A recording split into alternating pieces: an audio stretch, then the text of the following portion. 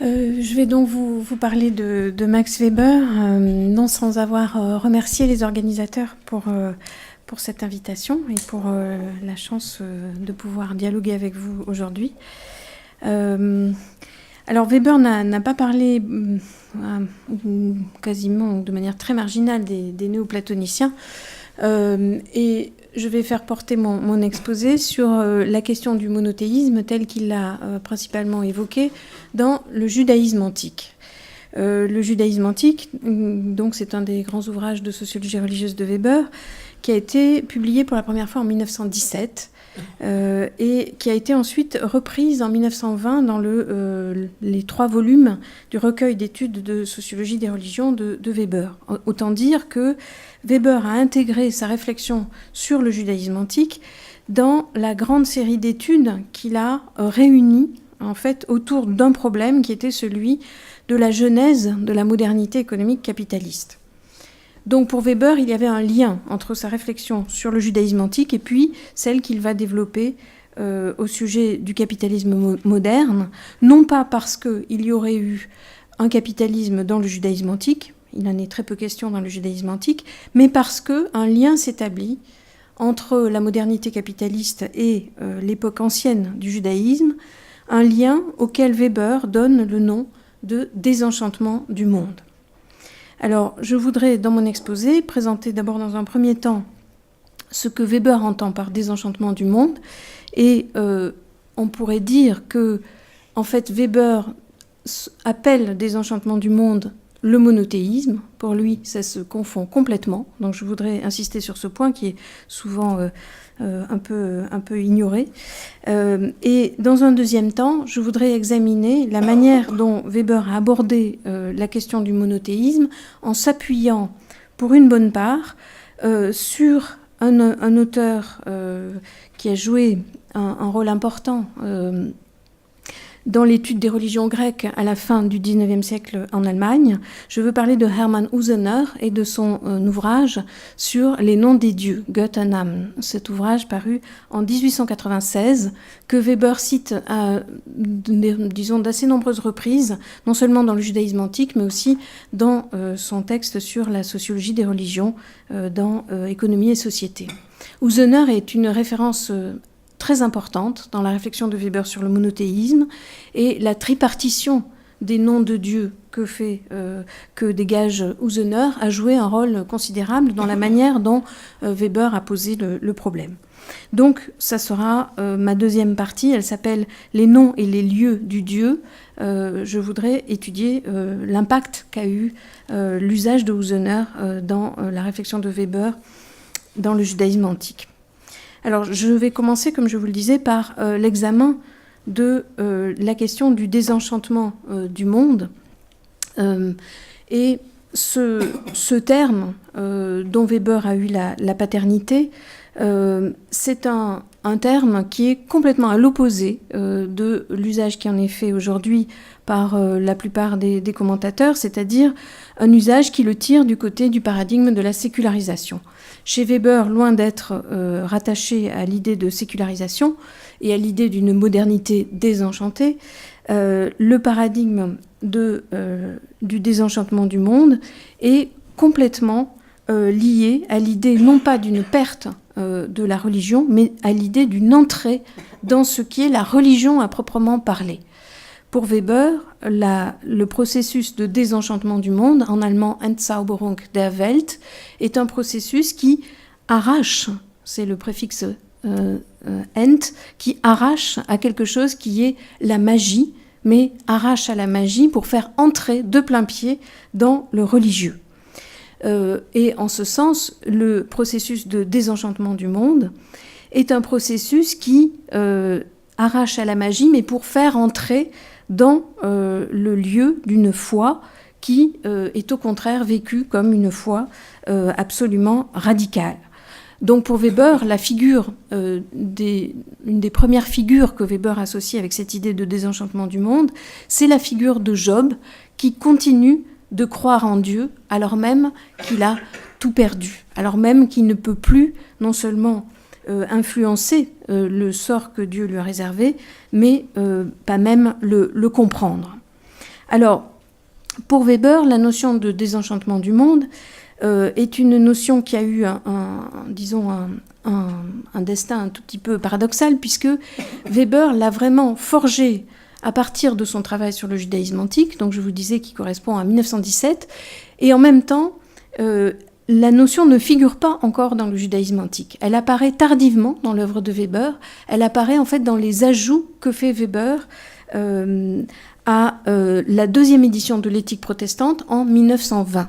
On voit, lorsqu'on étudie les ajouts que Weber a fait au texte de l'éthique protestante dans cette deuxième édition, que à plusieurs reprises, Weber ajoute dans le texte des passages dans lesquels il fait référence à cette notion de désenchantement du monde pour l'associer avec le moment du judaïsme antique et mettre en lien ce moment du judaïsme antique avec le moment qui est au cœur de l'éthique protestante, à savoir le moment du puritanisme. Alors, pour Weber, le renoncement à la magie que recouvre ce processus de désenchantement du monde, c'est le renoncement à la possibilité de contraindre Dieu. Et ainsi, pour Weber, le monothéisme va se définir de prime abord comme l'impossibilité d'avoir prise sur Dieu et le renoncement à toute possibilité d'exercer sur Dieu une contrainte, une violence.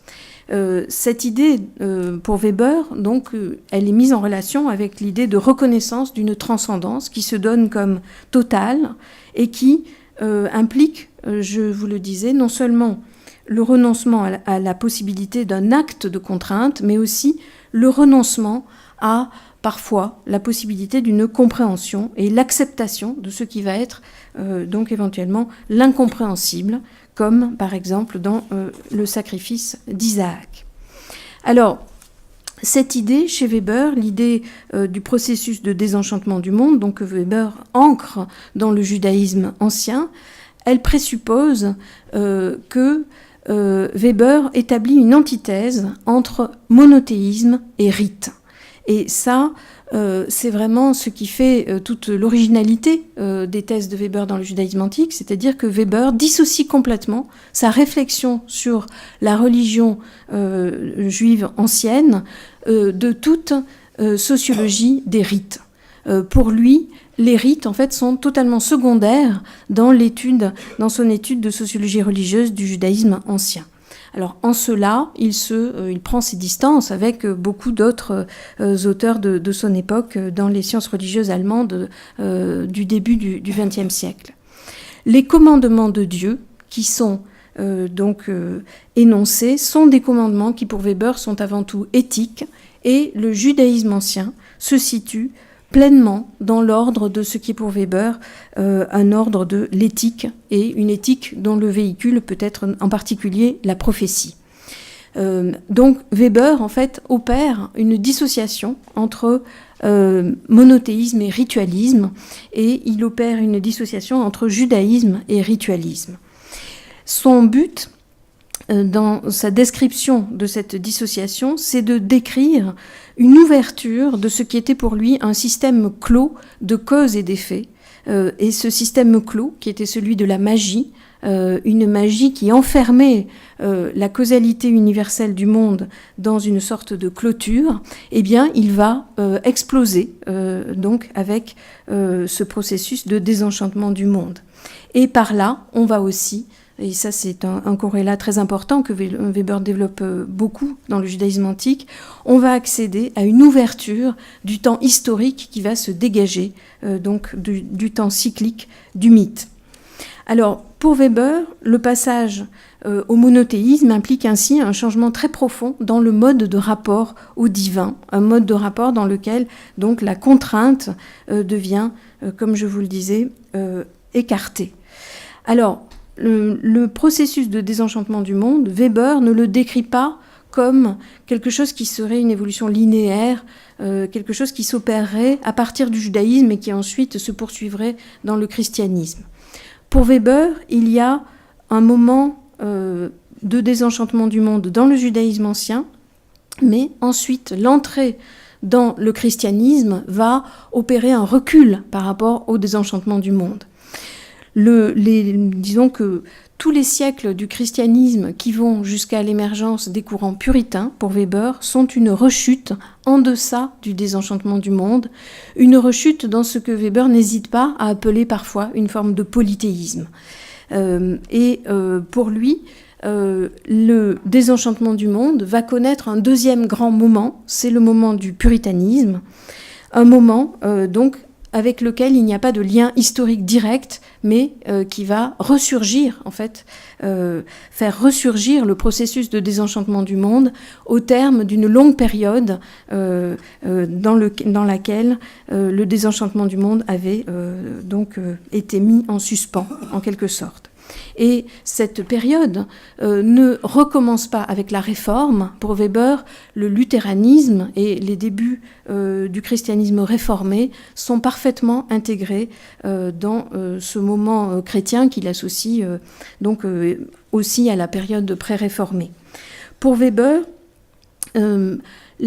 notamment la question de la place des sacrements est très importante. C'est en réduisant la place des sacrements que les sectes puritaines vont, pour lui, renouer avec le processus de désenchantement du monde qui avait été, donc, selon lui, mis à mal par la place importante accordée aux sacrements. Alors Weber va jusqu'à associer les sacrements à une forme de magie. Ce terme revient souvent sous sa plume, la magie des sacrements. Alors, cette histoire non linéaire du désenchantement du monde qui s'opère par-delà des siècles de christianisme et reprend dans cette forme particulière de christianisme qui est le puritanisme, elle a pour Weber des implications politiques sur lesquelles je ne vais pas tellement insister aujourd'hui, mais qui sont déterminantes. C'est-à-dire que pour Weber, en quelque sorte, le motif de l'égalité politique ne peut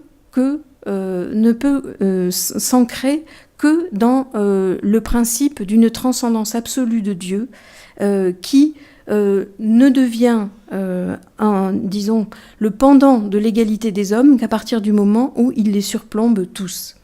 Et ça signifie que tous les moments où on n'est pas, pour Weber, engagé dans ce qu'il appelle le désenchantement du monde, eh bien, ce sont des moments où on va s'éloigner d'autant de ce qui peut être le principe d'une égalité politique.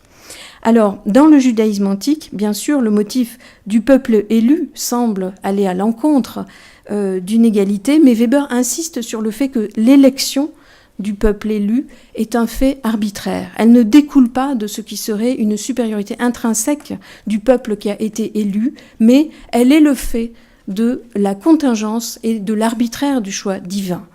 Donc elle est l'illustration de la transcendance de Dieu et non pas l'illustration de ce qui serait une excellence particulière du peuple que Dieu a élu. Et Weber reprend ce terme et ce thème à propos du puritanisme en insistant sur le rôle du dogme de la prédestination, dans lequel, là encore, Dieu opère une partition entre des élus et ceux qui ne sont pas élus, mais sans qu'il soit possible de corréler l'élection divine établie par ce Dieu caché avec ce qui serait une excellence particulière des individus qui sont élus. Et Weber, en fait, montre que sous l'effet du dogme de la prédestination, eh bien, les fidèles sont complètement dépossédés de la capacité même de savoir qui est élu et qui n'est pas élu. Il y a toujours la peur d'être damné, il n'y a jamais la possibilité d'être certain de bénéficier de l'élection. Alors, le dogme de la prédestination, pour Weber, correspond complètement à l'idée de la transcendance divine qui s'exprime dans cet arbitraire de l'élection. Donc, là, ce sont des individus qui sont élus, mais le principe est peu ou prou le même. Donc, ça signifie que dans les deux cas, que ce soit dans le judaïsme antique ou que ce soit dans le puritanisme, l'arbitraire de l'élection est le garant de ce qui est en fait une égalité. Apparemment, on est dans un régime très inégalitaire puisqu'il y a l'opposition entre les élus et ceux qui ne le sont pas, mais l'arbitraire de l'élection place tous les peuples, comme elle place tous les individus, devant une sorte d'égalité face à la transcendance absolue de Dieu. qui ne peut même pas être toujours comprise au sens où on comprendrait les ressorts de l'élection. Alors Weber développe à propos du puritanisme le motif de l'idolâtrie de la créature et de la lutte contre l'idolâtrie de la créature dans les courants puritains. Et cette lutte contre l'idolâtrie, c'est un thème important qui rejoint un thème du judaïsme antique. Elle est proscrite par le constat de l'indignité des hommes au regard de la transcendance divine. Alors, on peut dire, là je l'ai fait très schématiquement, mais qu'il y a chez Weber un motif puissant, politique, un motif égalitaire, un motif qui est aussi anti-autoritaire, que Weber rattache à ce motif de la lutte contre l'idolâtrie de la créature, un motif donc en quelque sorte démocratique qui est associé par Weber à l'héritage puritain et qui est donc qu'on pourrait rattacher chez Weber à cette notion donc de désenchantement du monde et à travers lui de monothéisme. Alors, donc cette histoire non linéaire du désenchantement du monde, elle a pour pendant dans le judaïsme antique une réflexion sur ce qui s'oppose et ce qui constitue une sorte de reste, c'est le terme que Weber emploie, face à ce processus de désenchantement du monde. Et là, c'est là que Weber, en fait, s'appuie beaucoup sur Hermann Usener et sa réflexion donc dans les noms des dieux.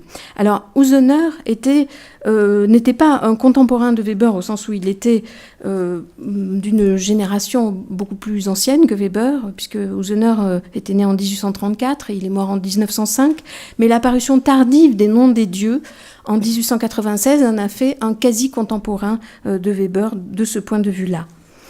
Alors, on peut dire que Weber a pensé la question du rapport entre monothéisme et polythéisme en ayant en tête la tripartition de Usener.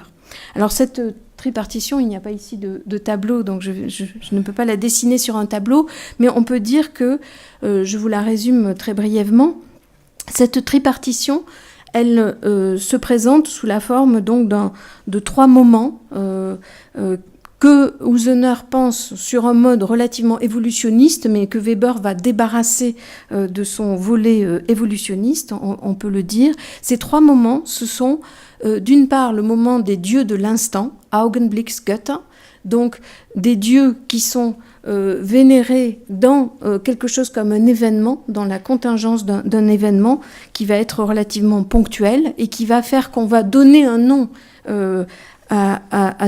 aux dieux qu'on vénère dans un culte donc lié à un événement. Dans un deuxième temps, ce sont les dieux que Weber appelle fonctionnels et que Usener appelle spécifiques. Sondergötter, dit Usener, Funktionsgötter, dit Weber. Et donc ça, ce sont des dieux qui sont associés à l'idée d'une compétence particulière, d'une fonction particulière, comme le dit le terme weberien. Et enfin, il y a, dans un troisième temps, les dieux personnels, persönliche Götter. Et là, Weber reprend complètement le terme de Usener. Alors, ce schéma de tripartition, en fait, chez Usener est complètement, disons, orienté vers un point culminant qui est l'émergence du Dieu personnel chrétien, alors que chez Weber, au contraire, Weber va dissocier en fait ce schéma tripartite de l'idée que tout culminerait dans le Dieu chrétien, puisque, comme je vous le disais, d'une certaine manière, Weber associe au moment de l'émergence du christianisme l'idée d'un retour à un certain polythéisme. Donc Weber n'a pas en tête cette idée cette idée que tout culminerait dans le Dieu chrétien. Mais la tripartition de Usener attire particulièrement son attention pour plusieurs raisons. Et la première, c'est que pour lui, il n'y a pas de progression linéaire entre le personnel et l'impersonnel. Dans la tripartition de Usener, on a quelque chose qui est très particulier, le moment des dieux de l'instant, et cette particularité, on la retrouve dans le troisième moment, le moment du Dieu personnel.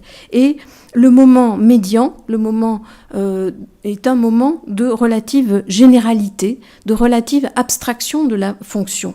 Il y a donc deux moments qui sont liés au particulier. Il y a le moment des dieux de l'instant et le moment des dieux personnels, qui est encore un moment de particularité. Le moment des dieux de l'instant est lié à la notion de contingence d'une particularité, alors que le moment des dieux personnels est lié à quelque chose qui ne serait plus une particularité seulement contingente, mais une particularité qui est dite personnelle.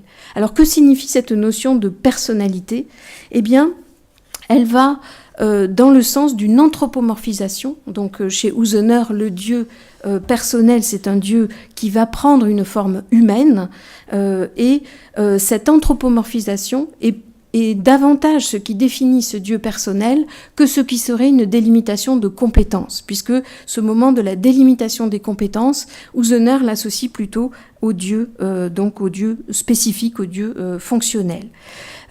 Alors Yahvé, c'est un Dieu qui, pour Weber, est à la fois associé à une position particulière, ça va être le Dieu du ciel, mais en même temps, nous dit-il, ça n'est pas le Dieu du ciel au sens où on a pu définir par exemple un Dieu du ciel dans une religion comme le védisme.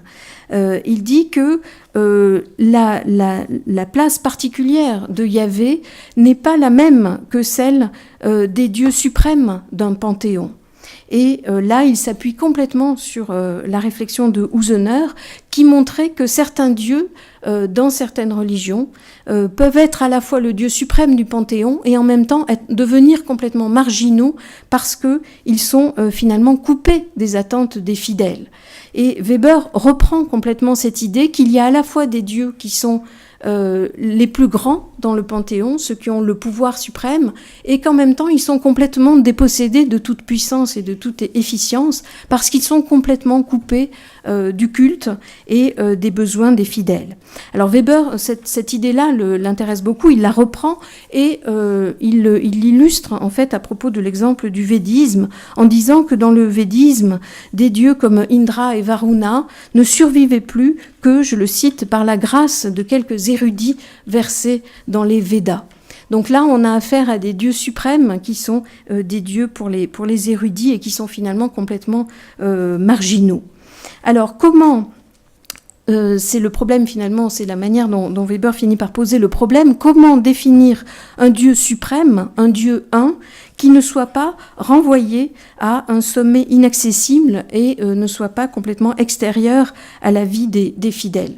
Et pour lui, le judaïsme ancien est la religion qui a su répondre de la façon la plus efficace à ce problème. C'est-à-dire que le judaïsme ancien a su définir un Dieu qui est à la fois complètement transcendant et en même temps complètement présent dans la vie historique. Et là, il faudrait développer un thème que je n'ai pas le temps de développer, mais auquel Weber accorde une grande place dans le judaïsme ancien, c'est le thème de la brite, de l'alliance. Pour Weber, la particularité du judaïsme ancien est d'avoir été à même de concevoir quelque chose comme une alliance prenant la forme d'un véritable contrat entre un Dieu pensé comme complètement transcendant et en même temps comme engagé dans un contrat le liant à un peuple particulier pour, disons, dans un cadre qui est celui véritablement d'un droit positif. Donc la notion de contrat, pour Weber, elle n'est pas antithétique à la notion de transcendance divine, mais au contraire, elle est en jeu dans le judaïsme ancien. Donc pour Weber, il y a là quelque chose qui s'oppose complètement à ce qui est un cadre comme celui du védisme, où, je vous le disais, les dieux suprêmes deviennent des dieux purement fonctionnels qui sont très éloignés de la vie des fidèles. Là, ce n'est pas le cas de Yahvé, qui est complètement impliqué dans quelque chose qui relève de l'histoire et qui relève véritablement du droit positif. Alors, en même temps, chez Usener, la notion de Dieu personnel est complètement liée à l'idée, je vous le disais, d'anthropomorphisation et donc aussi de rapport avec un éventuel retour de l'idolâtrie. C'est-à-dire comment concevoir un Dieu qui a des traits humains et en même temps comment concevoir sa différence fondamentale avec ces dieux locaux, ces dieux que l'on adore dans un lieu précis. Alors pour Weber, ce qui définit en propre ces dieux personnels, eh bien, c'est ce qu'il appelle la plasticité. Et il lie cette notion de plasticité avec ce qui est pour Usener, la description la plus précise des dieux personnels, c'est-à-dire les dieux grecs, ces dieux qui peuvent aussi prendre la forme de certaines statues.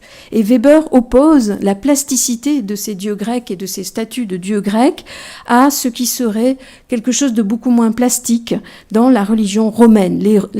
Pour Weber, les dieux romains correspondent bien davantage à des dieux fonctionnels. Ce sont des mises en forme de principes fonctionnels, mais ils n'ont pas ce caractère éminemment vivant qui est celui des statues de dieux grecs dans tout ce qu'elles ont de plastique. Donc cette idée de plasticité, c'est presque une idée de vie personnelle qui est donc mise en avant par Weber. Alors bien sûr, ça ne correspond pas au cas du judaïsme, puisque le judaïsme se situe d'emblée dans un cadre d'aniconisme, mais Weber fait néanmoins un lien entre cette notion de plasticité et ce qui va être le cadre même du judaïsme, y compris dans son aniconisme. Le Dieu des Juifs est un Dieu invisible, mais Weber note qu'il ne parvient pas à être complètement immatériel, c'est-à-dire qu'il y a dans le judaïsme même la conception de quelque chose comme une matérialité de ce Dieu qui est pourtant totalement invisible et dont on se garde de construire des images.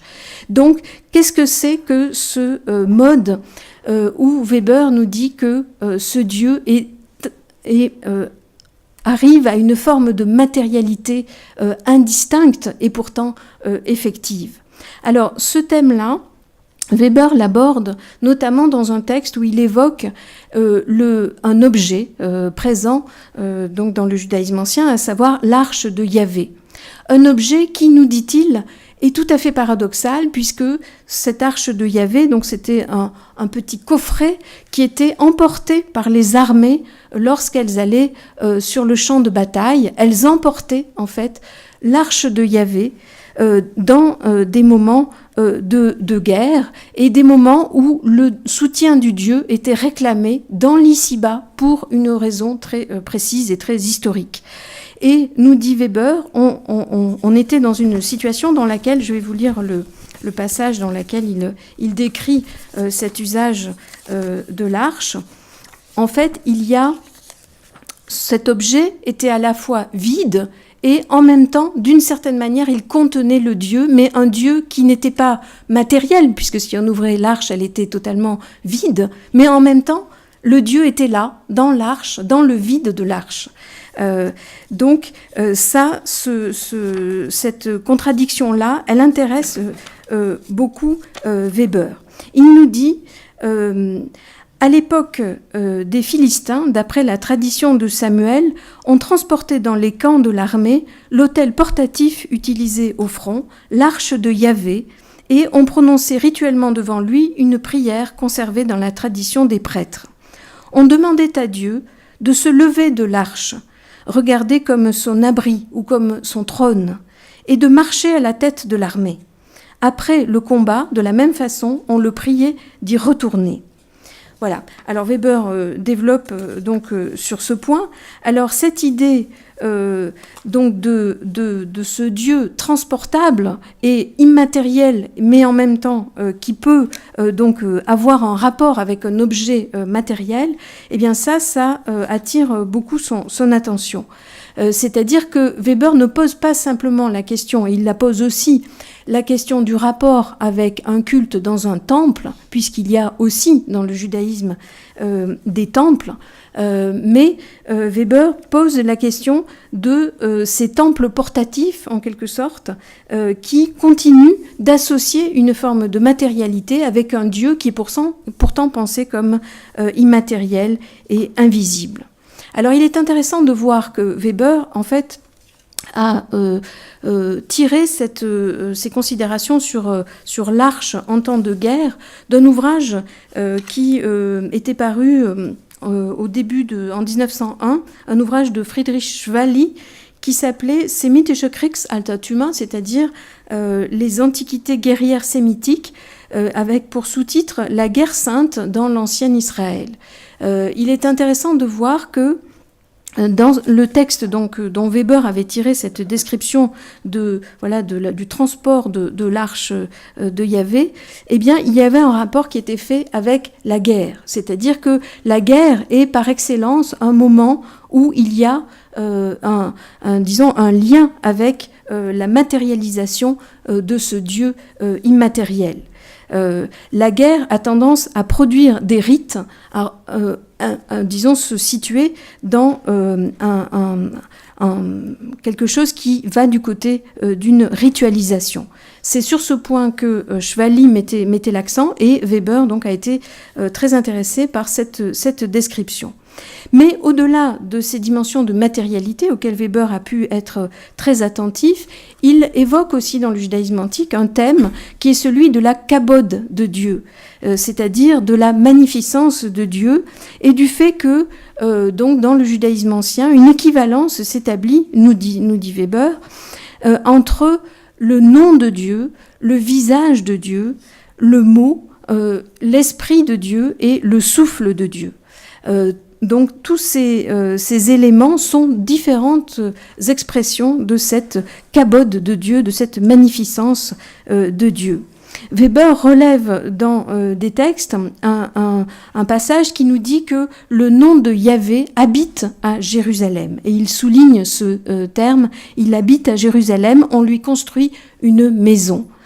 Alors, ça signifie que Weber, en fait, et là aussi il s'appuie complètement sur les réflexions de Husener, est très sensible au fait qu'il peut y avoir aussi une approche anthropologique des noms et quelque chose qui, dès lors qu'il y a usage d'un nom et d'un nom propre en particulier, va dans le sens de la possibilité d'un usage magique du nom.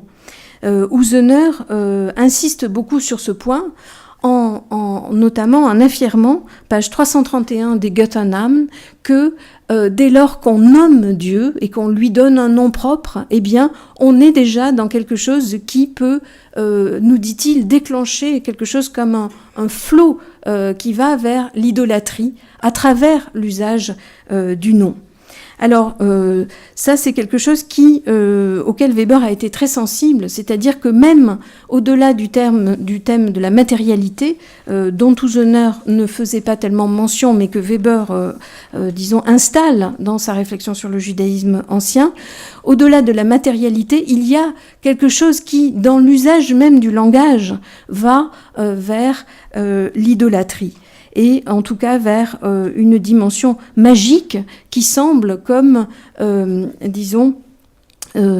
très difficile à dissocier des formes de définition d'un Dieu personnel.